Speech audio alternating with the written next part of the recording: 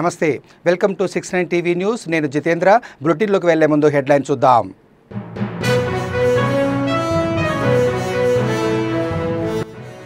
నిజమైన హీరోలంటే ఆపరేషన్ సింధూర్లో పాల్గొన్న సైనికులే. విశాఖలో తిరంగా యాత్రలో పాల్గొన్న హోంమంత్రి వంగలపూడి అనిత.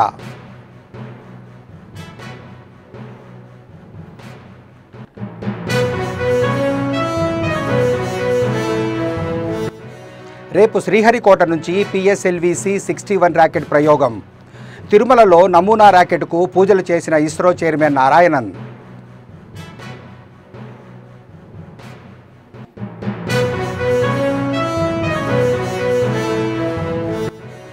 పాలకుర్తి నియోజకవర్గం కాంగ్రెస్ పార్టీలో అత్తాకోడళ్ల ఆధిపత్యం. పార్టీ సన్నాహక సమావేశంలో మరో వర్గం నేతలను అడ్డుకున్న పోలీసులు.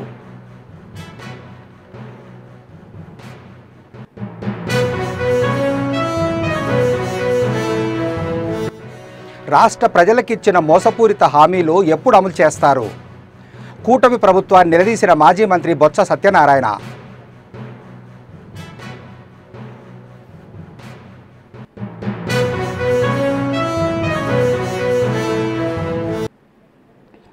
ఇక డీటెయిల్స్లోకి వెళ్తే, భారత సైన్యం నిర్వహించిన ఆపరేషన్ సింధూర్ విజయవంతం కావడంతో విశాఖలో హోంమంత్రి వంగలపూడి అనిత ఆధ్వర్యంలో తిరంగా యాత్ర నిర్వహించారు. ఈ కార్యక్రమంలో కూటమి నేతలు, యువతీ యువకులు భారీ సంఖ్యలో పాల్గొన్నారు. అనంతరం హోంమంత్రి అనిత మాట్లాడుతూ, ఆపరేషన్ సింధూర్లో వీరమరణం పొందిన మురళీ నాయక్ను దేశ ప్రజలు ఎన్నటికీ మర్చిపోరన్నారు. ఈ దేశం మహిళల సింధూరం తుడిచివేసిన ఉగ్రవాదుల పట్ల ప్రధాని మోదీ ఉక్కుపాదం మోపారని తెలిపారు.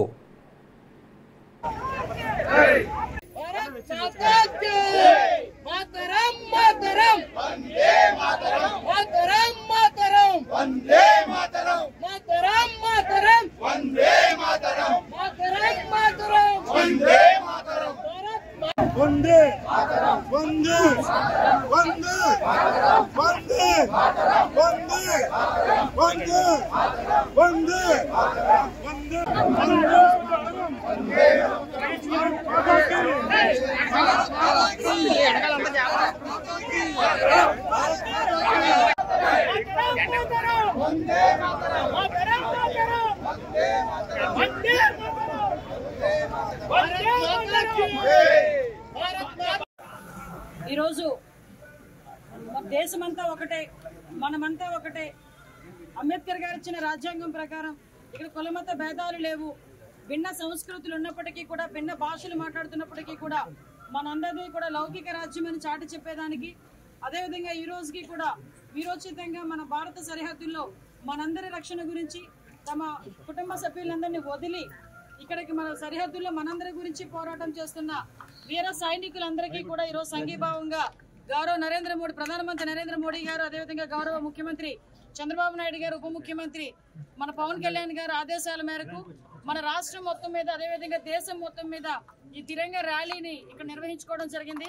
దానిలో భాగంగానే ఈరోజు పాయకరావుపేట నియోజకవర్గంలో ఈరోజు బీజేపీ అధ్యక్షులు మన పరమేశ్వరరావు గారు, అదేవిధంగా తెలుగుదేశం పార్టీ అధ్యక్షులు తాతబాబు గారు, జనసేన నుంచి మన నాయకులు అన్న గడ్డం బుచ్చి గారు, తోట నాగేష్ గారు, అదేవిధంగా తెలుగుదేశం పార్టీ మెయిన్ నాయకత్వం అందరూ కూడా ఇక్కడికి వచ్చి తిరంగా ర్యాలీలో పాల్గొనడం జరిగింది. నిజంగా మనందరికీ తెలుసు, ఒక్కసారిగా ఉలిక్కిపడ్డ పరిస్థితి. పెహల్గామ్ అని చెప్పి అక్కడ టూరిస్టులు అందరూ వెళ్తే ఎంతో చక్కగా అక్కడికి వెళ్ళి రిటర్న్ వస్తారు అనుకునేసరికి వాళ్ళ కళ్ళ ముందే వాళ్ళ కుటుంబ సభ్యులను చంపిన పరిస్థితి చూసాం. అది కూడా చంపడం ఎలా చేశారంటే, నువ్వు ఏ మతానికి సంబంధించిన వాడివి, హిందువా ముస్లిమా అని అడిగి అదే వాళ్ళ కుటుంబ సభ్యుల ముందు అతి దారుణంగా కాల్చి చంపిన పరిస్థితి.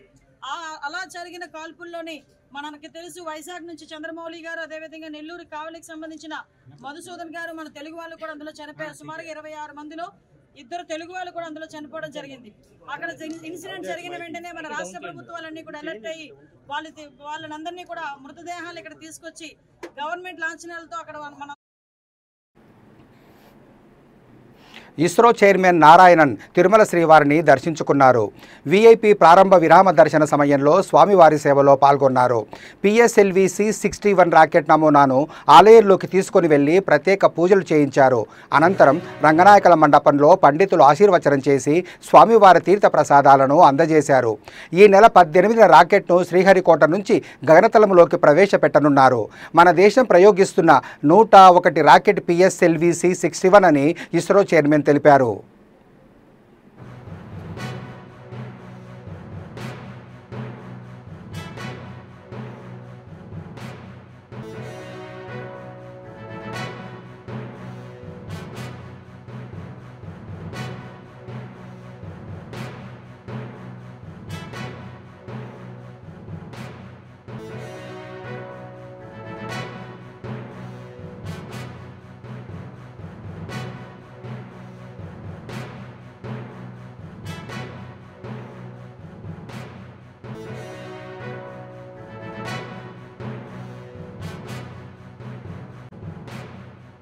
We have scheduled the 101st launch of India. The PSLV C-61 rocket will be lifting the Earth Observation Satellite 09. As you are all are aware, the Indian space program was started in the year 1962. Now almost we are completing 63 years. This will be the 63rd launch of the PSLV.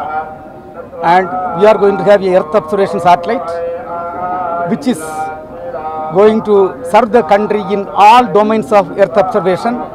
It will be all-weather satellite. Irrespective of the cloud or rain, it can take the Earth observation data. Palakurthi నియోజకవర్గంలో అత్తాకోడల ఆధిపత్యం కొనసాగుతుంది. దేవరుప్పల మండల కేంద్రంలో జరిగిన Congress party సన్నాహక సమావేశానికి వచ్చిన youth Congress ఉపాధ్యక్షుడు సాయి ప్రకాష్, తోటకూరు రమేష్ను అడ్డుకున్న పోలీసులు అరెస్టు చేసి పోలీస్ స్టేషన్కు తరలించారు. అలాగే దేవరుప్పుల మాజీ మండల పార్టీ అధ్యక్షుడు పెద్ది కృష్ణమూర్తిని సైతం పోలీసులు అడ్డుకున్నారు. దీంతో ఆగ్రహించిన నేతలు తమ పార్టీ మీటింగుకు తమను రాకుండా అడ్డుకోవడమేంటని పోలీసులను ప్రశ్నించారు. పెద్ది కృష్ణమూర్తి అనుచరులు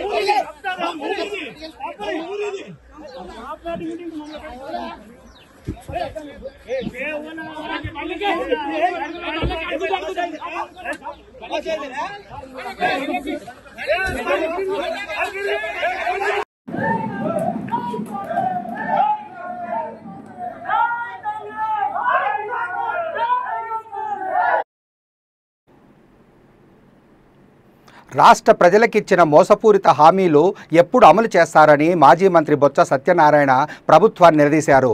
కాకినాడ డి కన్వెన్షన్లో ఉమ్మడి తూర్పుగోదావరి జిల్లా కార్యకర్తల సమావేశంలో పాల్గొన్న ఆయన మాట్లాడుతూ ఎన్నికల్లో ఓట్ల కోసం సూపర్ 6 పేరుతో ప్రజలను కూటమి ప్రభుత్వం మోసం చేసిందన్నారు.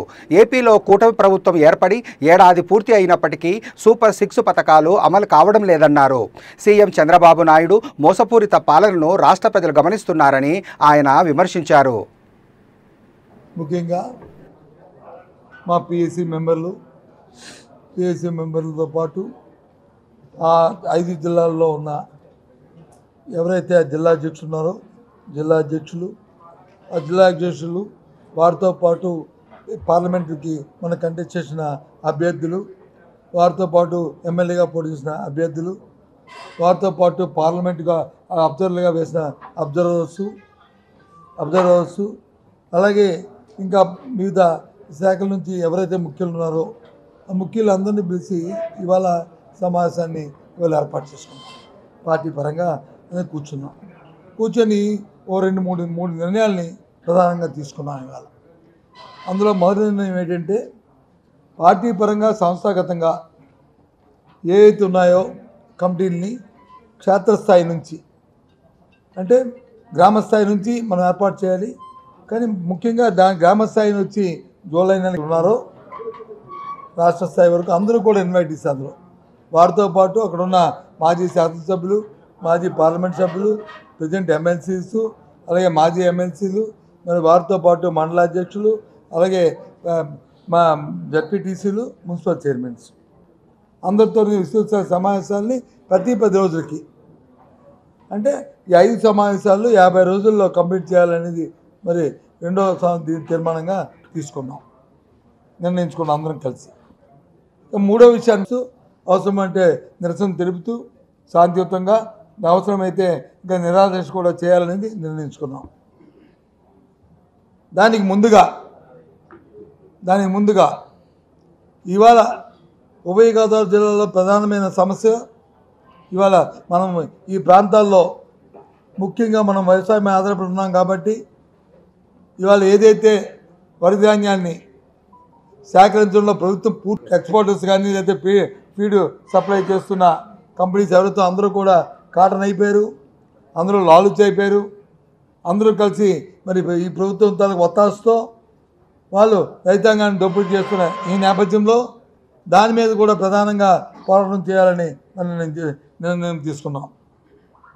మరి దాంతోపాటు మన తూర్పుగోదావరి వెస్ట్ గోదావరిలో మెట్ట ప్రాంతమైన పోలవరం ప్రాంతాల్లో ముఖ్యంగా పొగాకు మీద రైతు పడుతున్న ఇబ్బంది, పొగాకును కొనే నాదురాలు లేని పరిస్థితి ఇక్కడే కాదు గుంటూరు ఒంగోలు ప్రాంతంలో కూడా ఈ పరిస్థితులు ఉన్నాయి. ఈ నేపథ్యంలో ఇంతకుముందు రాష్ట్ర ప్రభుత్వం మన నాయకత్వం జగన్మోహన్ రెడ్డి గారి పరిపాలనలో ఆయన నాయకత్వంలో గత ప్రభుత్వంలో ఏ రకంగా ప్రభుత్వం వచ్చి పొగాకు తెలంగాణలోని కాంగ్రెస్ పార్టీ ప్రజాప్రభుత్వం కార్మికుల పక్షపాతి అని నకిరేకల్ ఎమ్మెల్యే వేముల వీరేశం అన్నారు. ఐఎన్టీయూసీ ఆధ్వర్యంలో నిర్వహించిన బైక్ ర్యాలీలో ఎమ్మెల్యే వేముల పాల్గొన్నారు. పట్టణంలోని కనకదుర్గమ్మ ఆలయం నుండి సబ్ స్టేషన్ వరకు ఐఎన్టీయూసీ విద్యుత్ కార్మికుల ఆధ్వర్యంలో నిర్వహించిన బైక్ ర్యాలీలో పాల్గొన్న అనంతరం జెండా ఆవిష్కరించారు. ఈ సందర్భంగా ఆయన మాట్లాడుతూ సీఎం రేవంత్ రెడ్డి సారథ్యంలో విద్యుత్ ఉద్యోగులకు అన్ని విధాలుగా న్యాయం జరుగుతుందని తెలిపారు.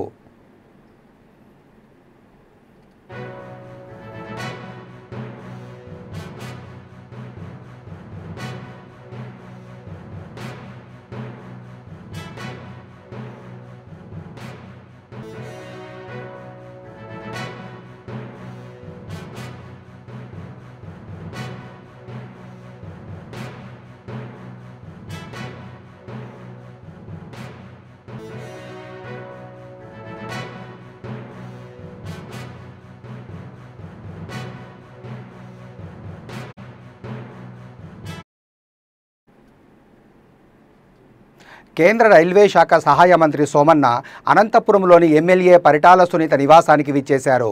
ఈ సందర్భంగా ఎమ్మెల్యే పరిటాల సునీత కేంద్ర మంత్రిని ఆహ్వానించారు.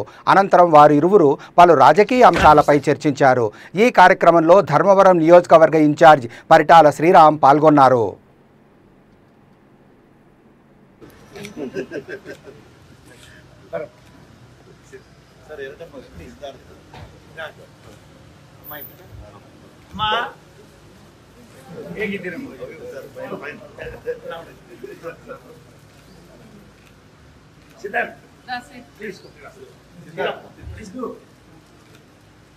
ಬನ್ನಿ ಸುಧಾಕರ್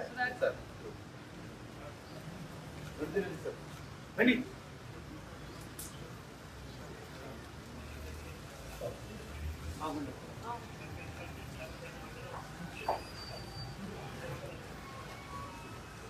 దోశ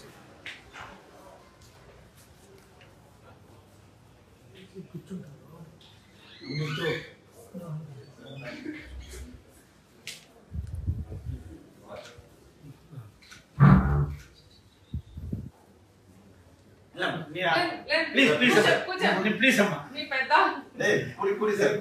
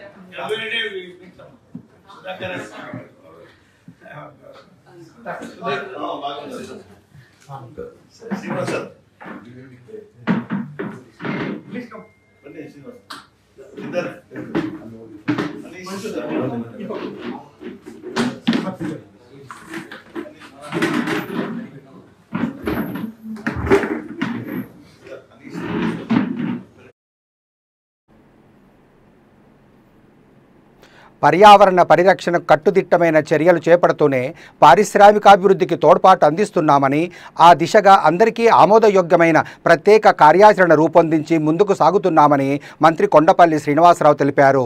సిఐఐ ఆంధ్రప్రదేశ్ ఆధ్వర్యంలో విశాఖలో సస్టైనబిలిటీ సమ్మిట్ 2025లో ముఖ్య అతిథిగా భాగస్వామ్యమయ్యారు.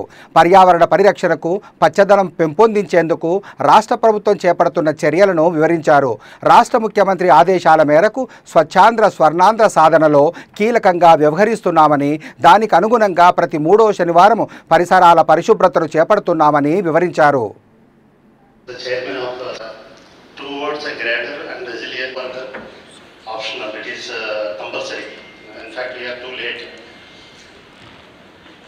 So is to be part of this sustainability summit here in Visakhapatnam, and I'm happy to be invited as one of the guest speakers. Whenever we talk about Visakhapatnam, we keep talking about the importance of the city in terms of being the economic growth engine for the state of Andhra Pradesh. Not just Andhra Pradesh, even for the whole country. Vizag has been one of the top contributors, in fact one among the top 10 in terms of contributors to the GDP of the country. So it's all the more essential that this growth, what we have been witnessing, what we are going to witness in Vizag is sustainable. So that is the biggest challenge which the policymakers and the administrators, the government are grappling with. There are no ready-made solutions as such. Any challenge that the nature throws at us, we need to find ways and means to tackle it. And thanks to the industry, thanks to the innovators, we have been coming up with solutions to address some of these challenges. If you take the city of Visakhapatnam per se, it is spread across 620 square kilometers, housing close to 2 million population. So the biggest challenge is ensuring that the city is as it is for the generations to come. The fruits of labor of the previous generation we are enjoying right now, we should leave the same to the next generation. That's what sustainability is all about. That can be achieved only if you take care of the city and ensure that it is climate resilient and mitigate any.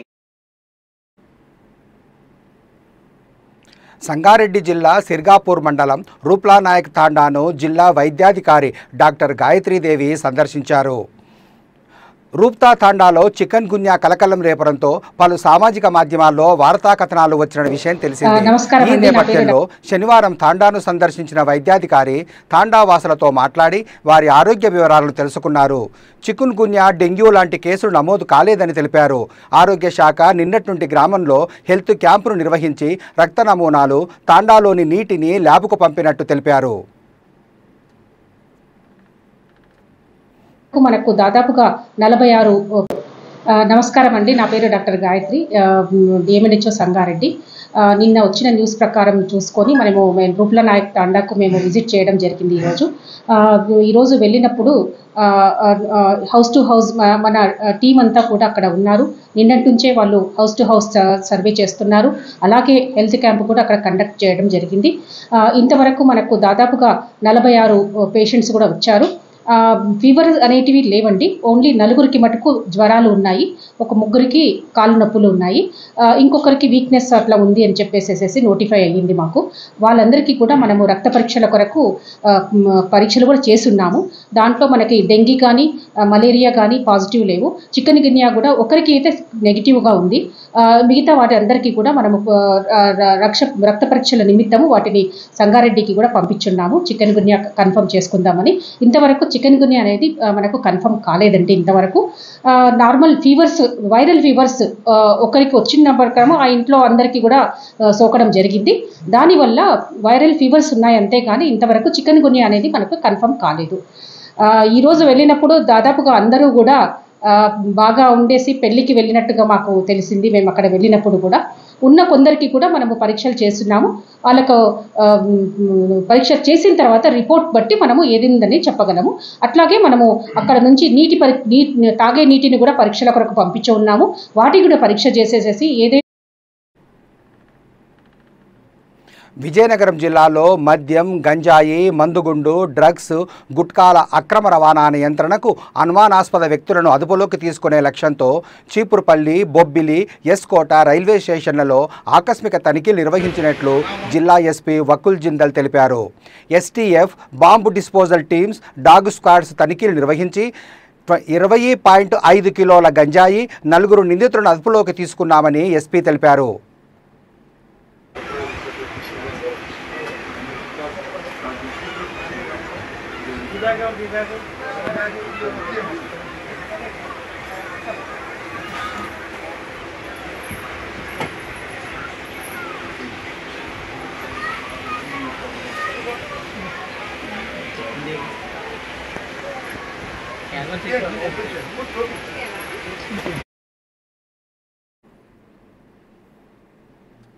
Tirumala Venkateswara స్వామికి కోల్కతాకు చెందిన భక్తుడు భారీ విరాళం అందించారు.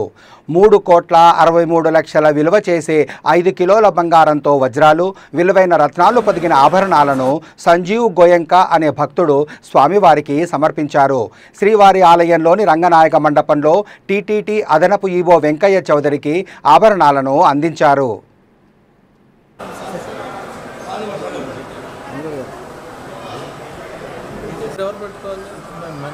వాళ్ళు తీసుకొచ్చేస్తారు, line వాళ్ళు తీసుకొచ్చేస్తారు.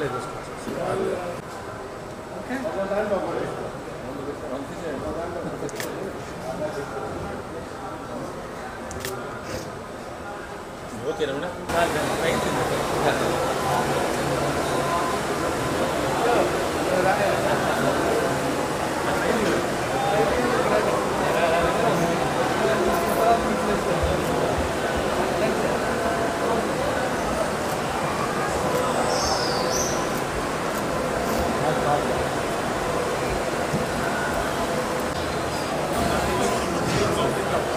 वसुविधं भगन्नः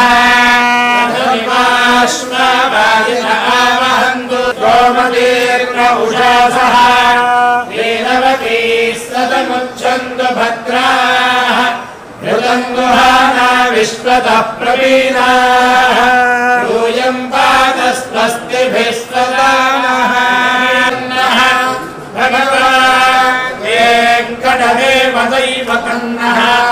श्री श्रीनिवासः परदैवतन्नः श्री श्रीनिवासः परबन्धनन्नः श्री श्रीनिवासः कुलदैवतन्नः श्री श्रीनिवासः परभागजन्नः पत्राब्जे भाग्यलक्ष्मीः करतलकमले सर्वदा लक्ष्मीः हठाग्रे शौर्यलक्ष्मीः निखिलगुणगणाडम्बरे कीर्तिः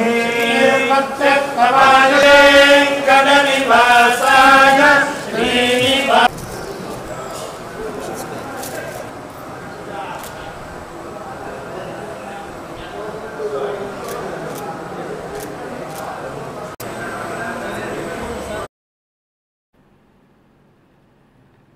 బులెటిన్ ముగించే ముందు హెడ్లైన్స్ మరోసారి.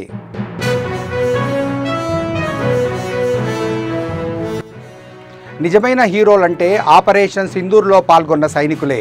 విశాఖలో తిరంగా యాత్రలో పాల్గొన్న హోంమంత్రి వంగలపూడి అనిత.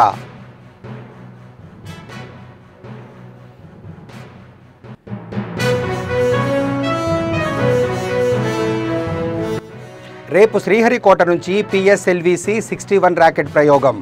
తిరుమలలో నమూనా రాకెట్కు పూజలు చేసిన ఇస్రో చైర్మన్ నారాయణన్.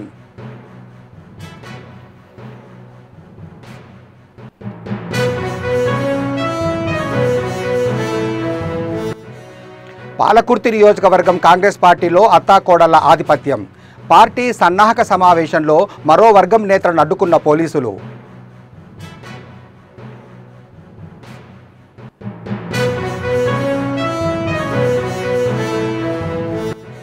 రాష్ట్ర ప్రజలకిచ్చిన మోసపూరిత హామీలు ఎప్పుడు అమలు చేస్తారు? కూటమి ప్రభుత్వాన్ని నిలదీసిన మాజీ మంత్రి బొత్స సత్యనారాయణ.